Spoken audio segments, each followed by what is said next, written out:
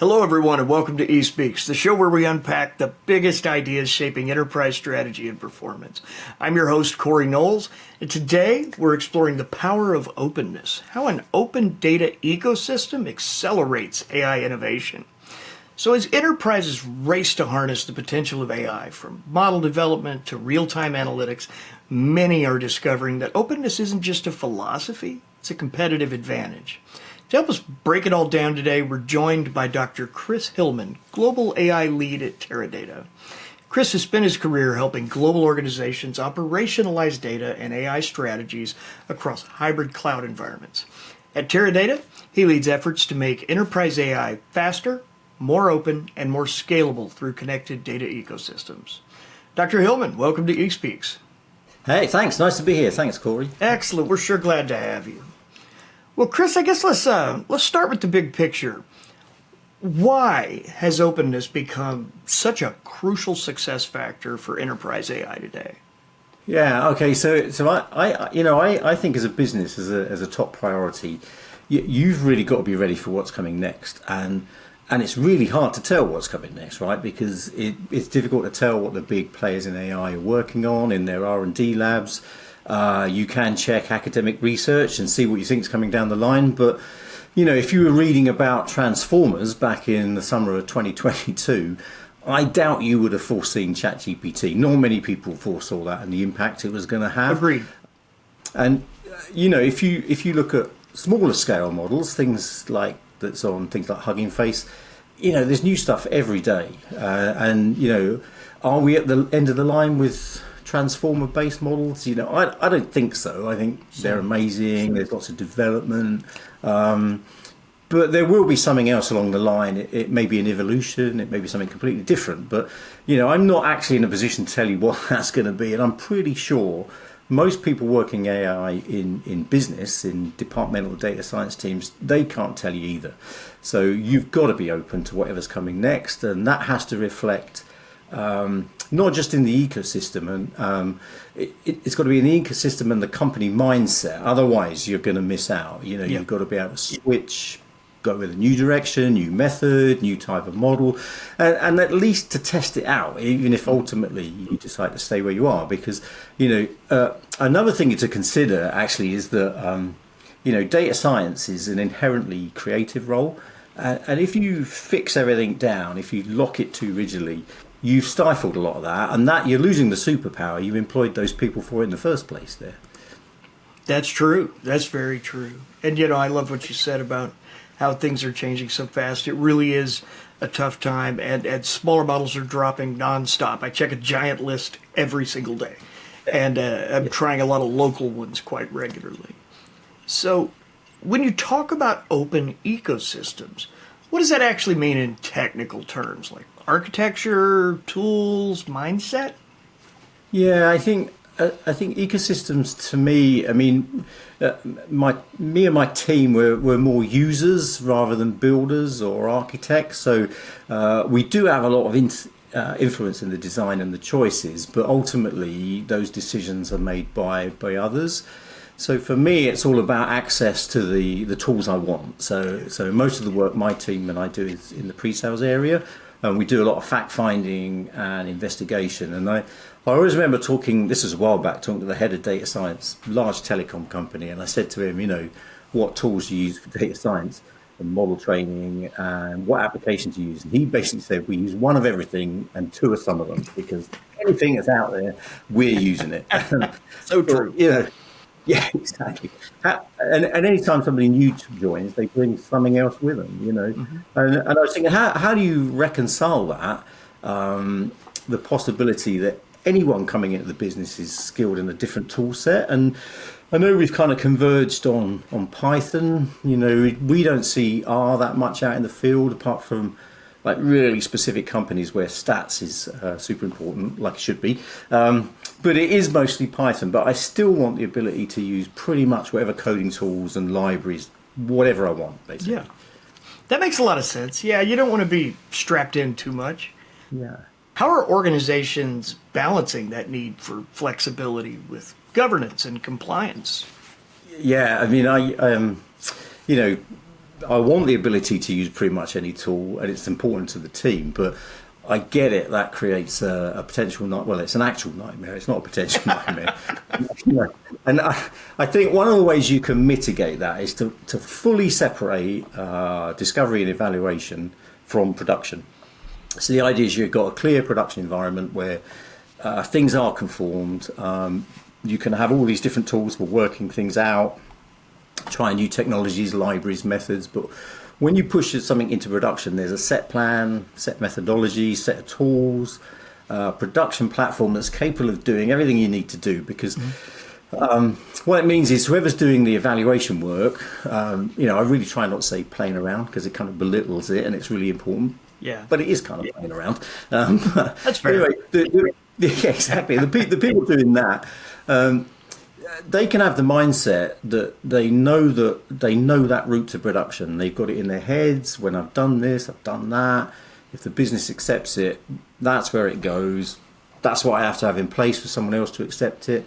And most companies have pretty strict policies and governance. In Europe, we've got the EU AI Act.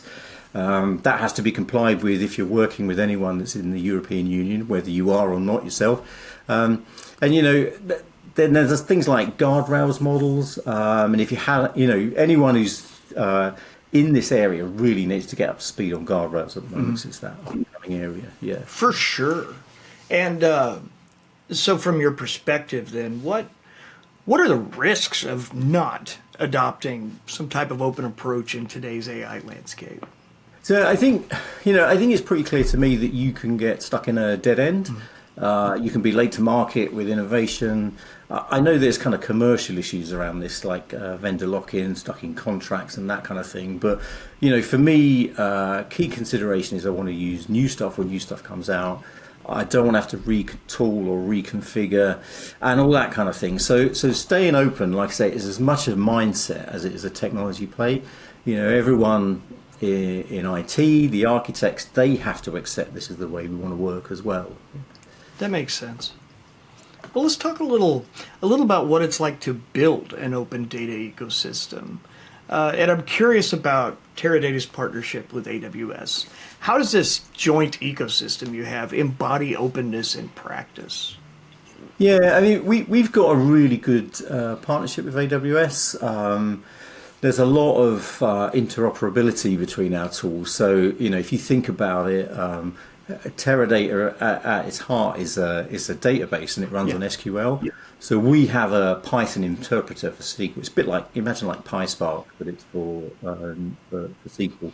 Yeah. And so you write code in Python, and it gets converted to SQL under the covers, but you don't have to know all the details of that. Now, all you need to do is install that library in the AWS SageMaker notebook, and then if you're a data scientist working with SageMaker, you can be firing off commands, execute them in Teradata, pulling data out, writing data back. But you don't even have to know any of the details because you just kind of set up a data frame. You think you're working with a data frame, but in reality, it's executing on the parallel system. So that seamless experience is pretty essential if it's going to work. We had a conference recently, and we had the guy, I forgot he's Chris something as well, but he's the guy from Shazam who was like the real innovator, driving force behind it. Yeah, and he Shazam, the music app. Yeah, that's it. I still use that thing every day. Fascinating. You'd probably be on YouTube. If you get to see him talk, he's absolutely fascinating. Absolutely. Basically, they designed it for something that didn't even exist yet. They needed a smartphone, but they didn't exist for like 7 years after the company formed. But he was talking about eliminating friction, and friction's the enemy in any experience. And if I've got to do this, do that, mess around here, export, I'm not going to use it. And that I think is the key for our partnership with AWS is it's kind of seamless, and we really, we work with customers together. We really kind of live that better together message. Yeah, it's good. That makes sense. So what are some of the, I'd say, biggest technical enablers that make true interoperability possible across multi-cloud environments like that? I think one of the biggest problem is multi-cloud and hybrid. It's the data movement. Yeah. And, that's something we've always tried to minimize. we still have a fair few customers that are just on premise, and we've got a few that are either hybrid or very interested in hybrid, all kinds of reasons at the moment. But it's data interchange that's a key consideration there. So and open table formats and object stores are key to that. If I guess an example from AIML is the feature store. So if you're building a data set that's going to be used to train models, you transform the data into something we call features. I used to call them independent variables, but now it's features. That's what we say. So, now that the normies need to know what they are. Yes. Exactly. Independent or input variables, if you prefer. Yeah. If you're training an AIML model, then it's the input data that makes it accurate. That is the key to success in there. So the idea is, if somebody else wants to build a similar model, why do all that work again? Why not reuse those features? So, waste all that time. So it's kind of key concept for data science productivity. But if I'm using this platform for discovery and evaluation, and then this platform for production, and they're in different places, different clouds, one's on premise, one isn't, you'd have to intentionally move all that data. And if the model then needs retraining, which it will regularly, you've got to recreate all that data back. So, and even more complicated, all that data has come from all different places, the data warehouse, the data lake, operational systems. Yeah. So the idea is, if you build that feature store in open table formats on object stores, wherever that is, then everyone can write and read from the same place. And it doesn't matter who wrote it, where it is. You haven't got to, you've only got to move it the once, basically. That's right. And obviously, you're then relying on accepted format, the right place, the right naming, metadata, etc. But that can be part of that, that kind of production workflow. All of the important hygiene stuff. Exactly. Yeah. Well, can you explain how something that intrigued me is how Teradata's bring your own model approach can help enterprises accelerate deployment and at the same time stay secure and compliant?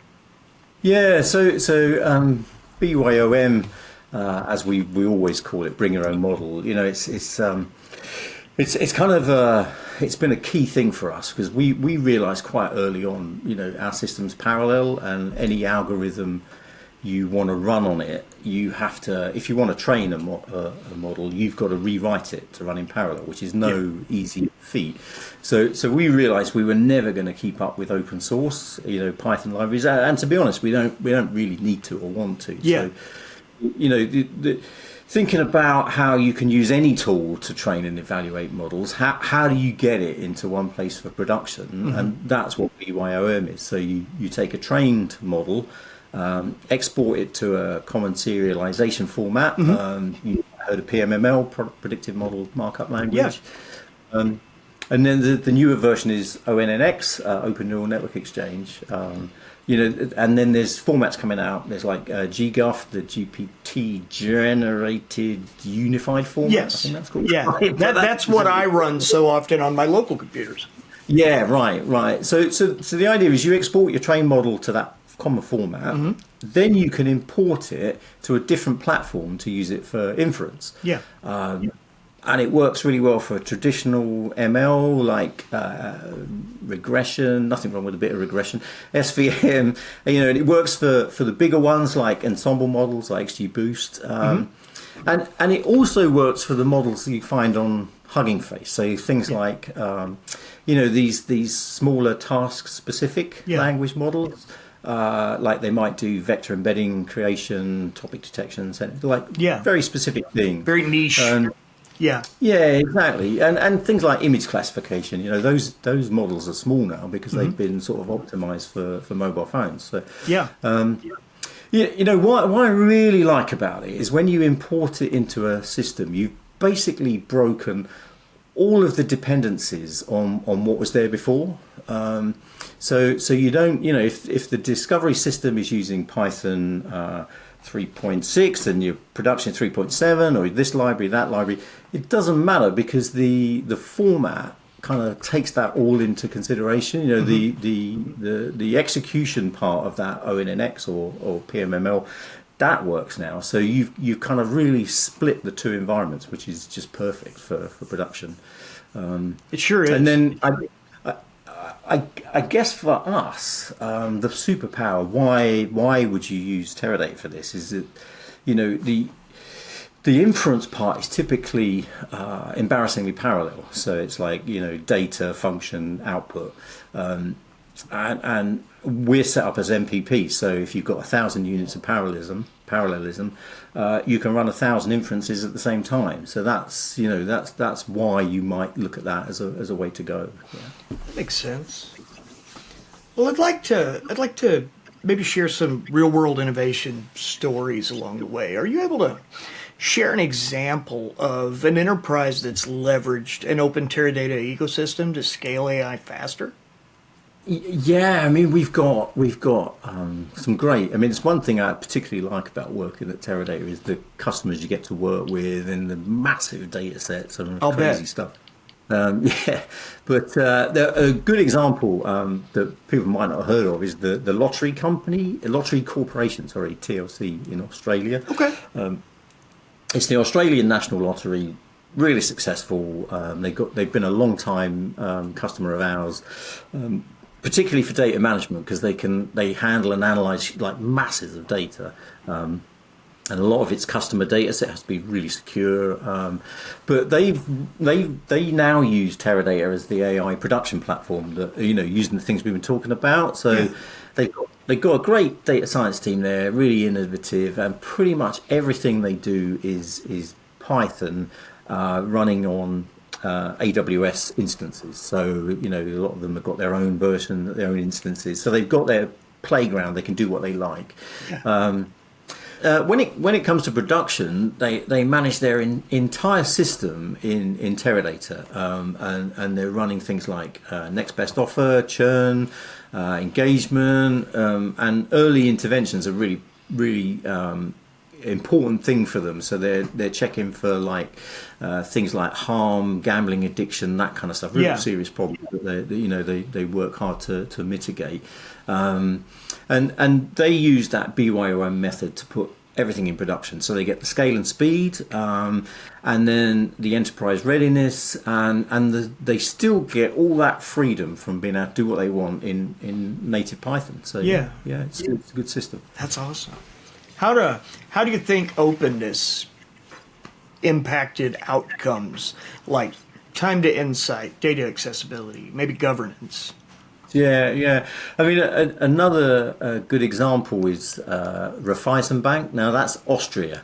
And I keep getting, as you do, Austria and Australia around the wrong way. So like Sweden and Switzerland. But this is Austria, right? So they migrated to Teradata on AWS, you know, a while back. And it was basically for handling the huge volumes of data and all the integration challenges they had. Easily over 1 million queries a day, and you know, all that with very high concurrency. So what it's let them do is really increase the data granularity, and so they got much higher visibility into financial data, compliance, customer behavior, and of course, what that means is they're now supporting hundreds of applications in that open ecosystem using AWS. Wow. And it's just the real insights are coming every day from what they're doing. It's really impressive to see. That's awesome. Were there any unexpected benefits, like cultural, operational, maybe, that emerged along the way? Yeah, I think going back to TLC, what was surprising to them, I think, and to us, which shouldn't have been surprising to us, but it was hadn't fully appreciated the efficiencies they'd gained from having that production system like that. So, you know, their entire AI ML operation for like regular production, it's only 2 people that manage the whole thing now. So because it's basically monitoring it and making sure the retraining happens regularly and things like this. So they've been able to take that resource. They've been able to refocus on the innovation and development over all that day-to-day stuff. Oh, wow. And we see that a lot. Is like existing teams get bogged down in stuff. You know what it's like. Yeah, you very build much. something and you want to get away from it. So, yeah. But something else that's interesting is, and it's because agents are the thing at the moment, is that it turns out if you've got hundreds or even thousands of agents running, which is kind of predicted, then if they're using tools to query a database, which they will be doing a lot, you've got very little control over what, when, and how those agents are working. They're just doing their thing. So that translates into thousands of queries firing whenever they get submitted 24/7, and that potentially causes a big problem with concurrency in existing workloads, because there's other stuff going on that's often mission critical. So we've actually found the existing workload management system we have and the parallel nature is ideally placed to handle that. Wow. It means that all of those tools in the open ecosystem are highly performant because they're not waiting for data and they're not getting interrupted by what these agents are doing from external sources. Oh, that's nice. Yeah. Well, let's talk a little bit more about the future. So AI is evolving incredibly fast, like we've talked about along the way here. We regularly joke here that what's true at lunch isn't at dinner some days. And how do open platforms future-proof an organization's AI strategy? Yeah, so I think it's like we were saying at the start. You've got to be ready to jump on that innovation when you see it, when it comes out, and at the very least, you've got to be ready to test this kind of thing, see where it's relevant to you. So you can't close it all down and tie up in regulations. And as I said before, the open mindset is key. So you've got to allow the evaluation. And again, if you think about agents, because it's a subject taking up a lot of headlines and commentary. For sure. If you're in you're a highly regulated industry like a bank, and you want to try this out, you've got to be so careful because automation is a real minefield. In people's thoughts, in practice, and technically, and you've got to be even more careful if your automation includes large language models, because we know they hallucinate and we know that things can go wrong. So you've got to have a way of testing this out, but you've also got to have, I like this expression, you've got to bring people along for the ride. The business has to get it, and trust it. So, I like a lot of work we do. You think you've got to control the variables. You can't have too many variables in one thing you're testing. Yeah. So, you want to be thinking about how can I test this out with an existing problem, so that if something is wrong, I can tell it's wrong. There's no point trying out a new process with a new tech because you don't know which bit didn't work. Yeah. Yeah, and then of course, if you've got that lockdown ecosystem and mindset, you can't even start on that kind of journey because you don't have that same level of internal visibility, I suppose, that you do with an open system. Yeah, exactly. So, where do you see the biggest opportunities for open ecosystems in the next 2 or 3 years, let's say? Yeah, I mean, it's the innovation is just increasing. The pace is just increasing, and I think we're going to see a lot more open source. I think at first there was a lot of doubt about whether open source could keep up with the crazy, huge amounts of money in R&D going into commercial transformer-based language models. Crazy, but so far open source is giving them a run for their money. It is. And I think we'll see more of that and more of this kind of somebody in our product management called it private Gen AI, which I quite liked. I like that. It's for you, and it's sandboxed and things like that. So I think we're going to see, as I said earlier, a lot more focus on guardrails models, governance, and I was reading up. There's quite a few startups now that are basically bringing out applications for AI governance. And, Yeah. and I think it's going to be a big growth area there. Absolutely. Governance is a big topic right now. And, you know, I like that you mentioned that open models are keeping up close. I think the figure I saw last week, and I've seen it floated around for a while, but it seems to continue being true, is that there's about a 2 to 3 month gap before open source catches up with the new closed source frontier level. And that's insane. That is so fast. Yeah, right. As you say, considering the investment into it. Yeah, when you consider these other companies are spending hundreds of billions of dollars. And what advice would you give to enterprises that are just now beginning to modernize their AI and data infrastructure? Yeah, so having talked about exciting stuff like agents and newer models, if you go back a while, when I was presenting, I always used to show this slide, and it basically had big words in the middle of the screen that said, "It's all about the data, stupid." Yeah. Right. And marketing told me to stop doing that. Right?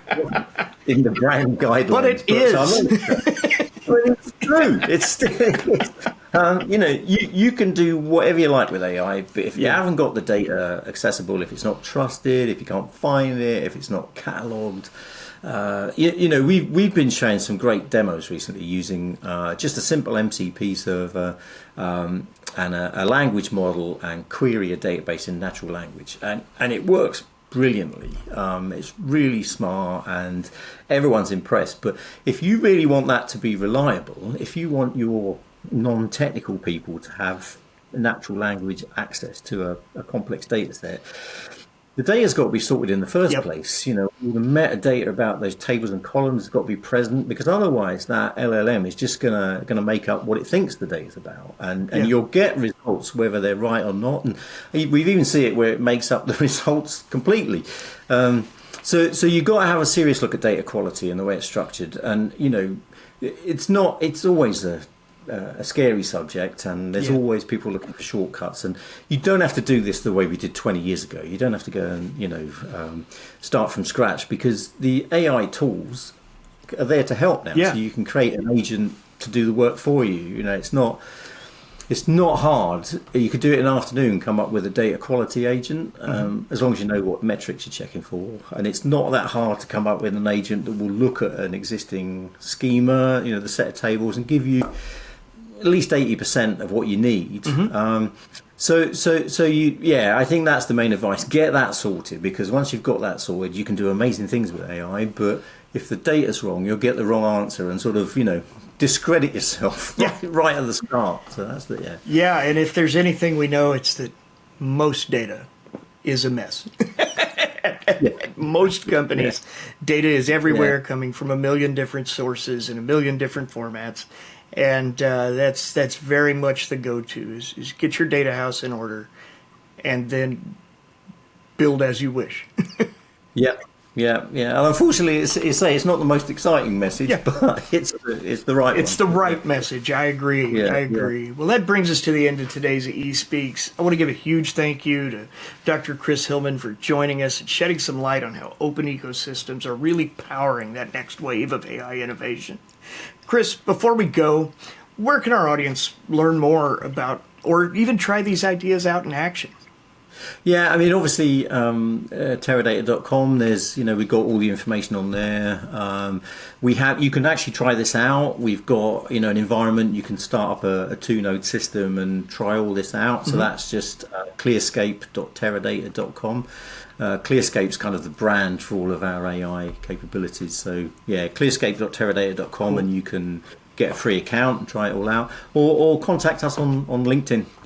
We're always available there. So yeah, absolutely. No, that's great. Thanks, Corey. That's been really good. Thank you so much. For anyone listening, we'll have links to Teradata's ClearScape Analytics experience and related resources in the show notes right below this video, or at eSpeaks.com/Teradata. That's Teradata. If you found value in today's conversation, don't forget to follow, like, and share this episode with a colleague who's working on building their own data strategy, their own AI and data strategy right now, and may have their own issues. So thanks for watching, and we'll see you next time on eSpeaks.